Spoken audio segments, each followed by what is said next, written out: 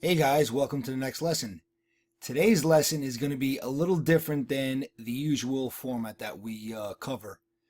Today I'm going to combine multiple procedures into a question and then test your knowledge on the different parts of reports that you will definitely see come on test day. Not sure how they're going to hit you with it, but here's an example of what they can do when they combine procedures and try and throw you off.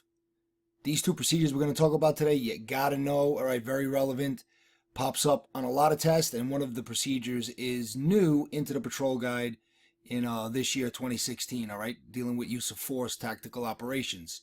So let's go into the question and read it together. Police officers Leahy and Valerio, assigned to the 83rd Precinct Anti-Crime Unit, conduct a car stop on the corner of Menahan Street and Wilson Avenue. Pursuant to the car stop, a violent struggle ensued between the officers and the perpetrator, resulting in P.O. Leahy hitting his head on the ground, leaving him incapacitated. He was then transported to Wyckoff Hospital emergency room for treatment. The perpetrator was eventually placed under arrest by responding units, and a loaded firearm was recovered from his waistband. The following were all present on scene: Captain Mifsud, the commanding officer, Lieutenant Passamente, the platoon commander, and Sergeant Kip, the anti-crime supervisor. According to department policy, select the most correct statement. So look at what I did in this lesson for you guys, all right? I gave you two different procedures that are going to pop up into one scenario. So I ended it by saying, according to department policy, right? Department policy. I didn't cite any procedure specifically, but based on the scenario, you should be thinking already line of duty. That would be the first procedure that pops into my head. Second thing that may pop into my head is the part that the officer was incapacitated and transported to the Wyckoff Hospital emergency room for treatment. I start thinking 221 when I see that type of injury and a cop going to the hospital for treatment. But let's see the statements that pop up, all right? So, statement A, or choice A, Captain Mifsud will complete part C of the line of duty injury report, and Sergeant Kip will complete part A of the threat resistance or injury incident worksheet, also known as the TRI. Choice B, Captain Mifsud will complete part C of the line of duty injury report and part A of the TRI. So here they have the captain and commanding officer doing both part C of the line of duty and part A of the TRI. Choice C, Lieutenant Passamente will complete part C of the line of duty injury report. Who's Passamente, your platoon commander? And Captain Mifsud will complete part A of your TRI. And choice D, Sergeant Kip will complete part C of your line of duty injury report and part A of your TRI incident worksheet, all right? So, two procedures combined into one. So we're combining 20505 as well as 22103. So let's pull up some notes here and see how we're going to handle this question, all right? So we got the scenario here for you.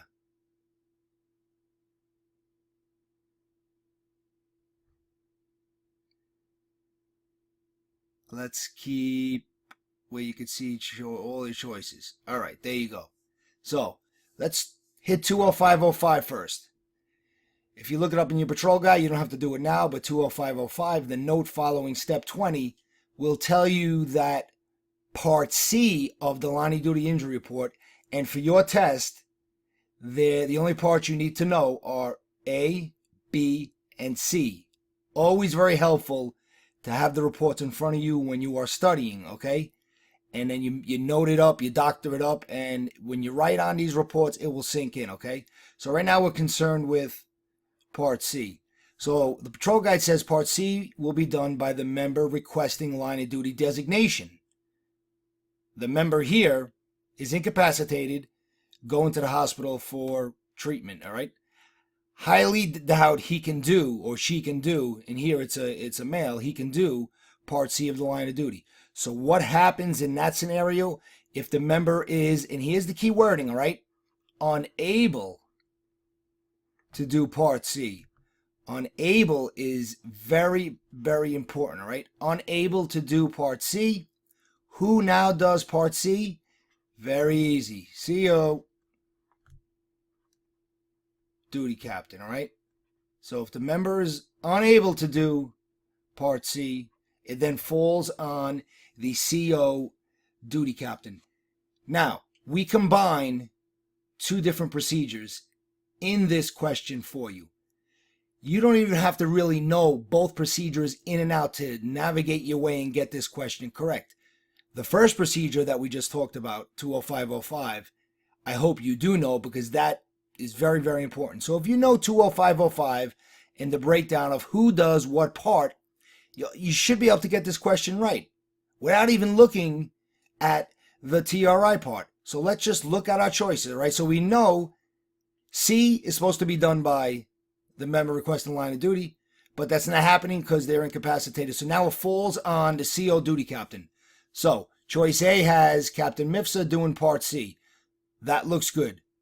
Choice B says Captain Mifsud will do Part C. That looks good as well. And then also Part A of the TRI. Choice C, Lieutenant Passamente will do Part C. Right there of the line of duty. Right there, you could cross out, boom. Choice C. Choice D, Sergeant Kip will do Part C of the line of duty. You can cross that out right there. So just based on this statement, we already knocked it down to choices A and B. The captain, me, in this scenario, will do C of the line of duty, and Sergeant Kip, the immediate supervisor, will do A of the TRI, or the captain, myself, will do Part C of the line of duty and Part A of the TRI. So it's down to A and B, just by knowing 20505. Now let's pull up 22103 and tackle the rest of the statement.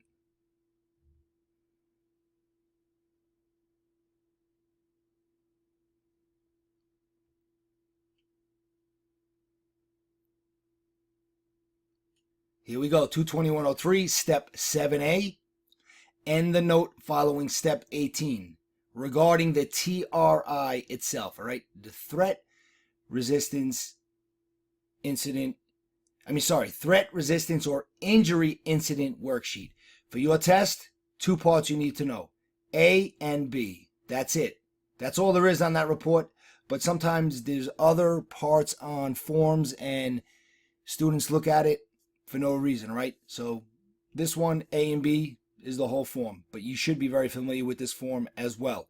So let's just talk about Part B for a second. Even though it did not come up in the scenario, this is an easy one. Part B of the TRI will always be done by the immediate supervisor, all right? In this procedure, 22103, you have immediate supervisor and investigating supervisor. Immediate supervisor will always do Part B. I don't care what scenario they present to you on test day, what type of level of force was used, all right? Firearm discharge, if they use in this procedure, all right? Yes, the investigating supervisor, that's a different actor, okay? Investigating supervisor will be doing other things, but you, the immediate supervisor, still have to do something no matter what the scenario is. So something to keep in the back of your head for TRIs, the immediate supervisor will always do Part B of the TRI no matter what the outcome is. Now, who does Part A? Part A is supposed to be done by the uniformed member of the service. Okay, but over here, he's incapacitated. So what happens with Part A if the uniformed member of the service is incapacitated? If he's incapacitated,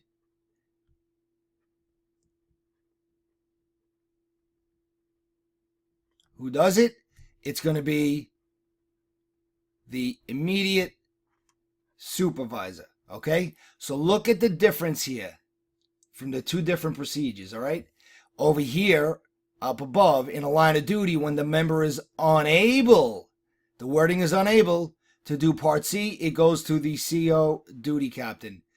Over here in 221.03, when the member is incapacitated, similar to unable, but not exactly the same, but in a scenario it both applies, all right? Incapacitated, it falls to the immediate supervisor. So over here, you're going all the way up to a captain to do Part C when the cop is unable.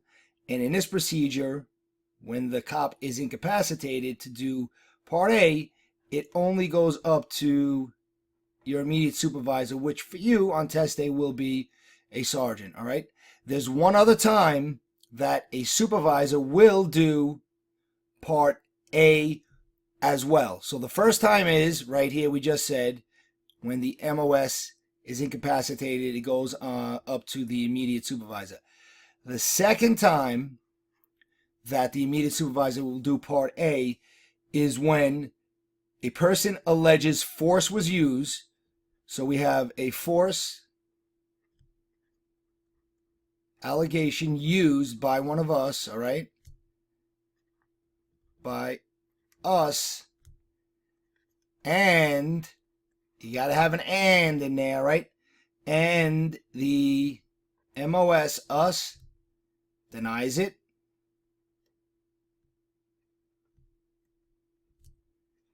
Or MOS cannot be identified.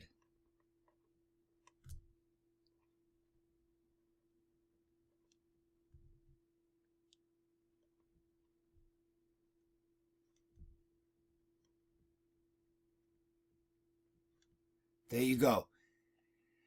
2 times, all right, for this procedure when it bumps up to a sergeant. Gotta know this stuff here, all right? 2 different procedures commingled into one scenario, and they don't lock you into any procedure in the stem of the question, but based on the facts presented in the question and then the choices, you can bring it down to the 2 procedures, right? Line of duty 205.05 and 221.03 dealing with force investigations, all right? Hopefully this clears up any confusion regarding the TRI and how the parts work. This is, I can almost bet it's coming up on test day, all right? Please know it. You have to read this new 221 section a few times to get it down, and you'll get yourself a few points coming up on test day. All right, I'll see you all for the next lesson. Keep studying and be safe out there.